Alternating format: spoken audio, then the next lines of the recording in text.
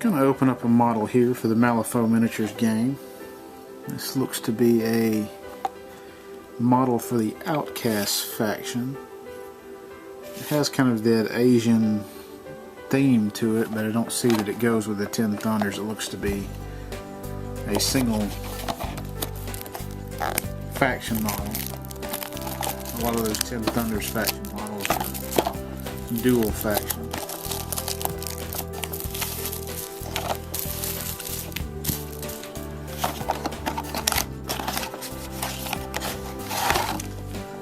So you're going to get a couple of sprues in this. A little more complex than a couple of other models out. Looks to be a 50mm base model. You get your card with it. Shows your stats and the abilities that the character can use. Looks like we're gonna. They have started doing this exploded view 3D render that kind of gives an idea of how the model goes together. Most of them it's not really necessary because there's so few pieces, but you can see on this one you're going to have two halves of the body that go together that fit in with the torso, a couple of arms. The head looks to be about 4 pieces, 2 jaws, a nose and eyes, and then a piece of hair. Like the hands go on separately.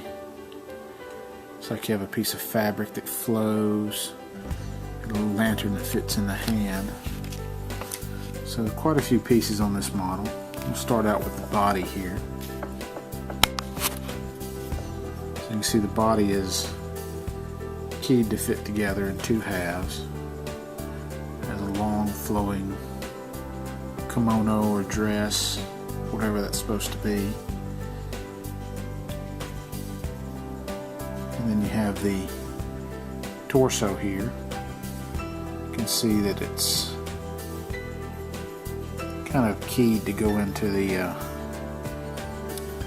lower part once it gets put together. You can see once the 2 halves go together, they're going to have a little hollow spot for that to fit into. Then you're going to have the 2 arms that go on those sides. And you can see where they're keyed to fit into the 2 halves of the torso there. So those are the 2 arms. They have some frill around the edges of the opening. You have the 2 hands. You have kind of one outstretched, you know, kind of just in a claw sweeping motion, and you have this other one here. It's going to be holding a lantern. Let's see. And then we're going to take a look at the head. You're going to have 2 lower jaw pieces. Have really very a gremlin look to them without the top piece. You know, fangs and a big long ear. Those 2 halves are going to go together. You can see they're kind of keyed to fit together, it looks like.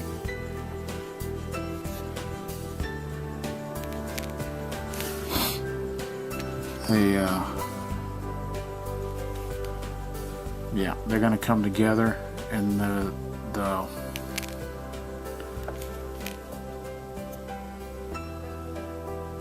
two pieces there. I'm trying to see how they fit together, but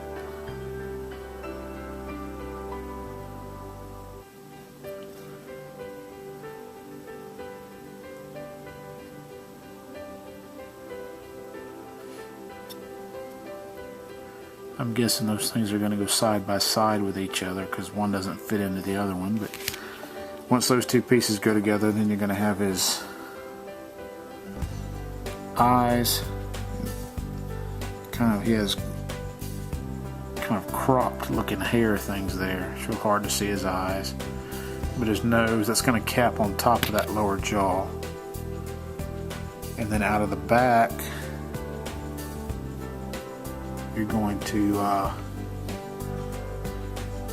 have the head. So I see how the jaws fit on there now. The jaws key into the side of this piece, there, and there. And then the top piece caps on top up here on the back piece, and then the hair flows out the back. And this neck piece fits into the torso. It's hard to tell in the drawing. You can see they kind of have it. It almost looks like you fit the two jaw pieces together and then cap the other piece on it and then slot the head into that. But the last little couple of pieces we have are little flowing robe pieces. Have kind of a piece that flows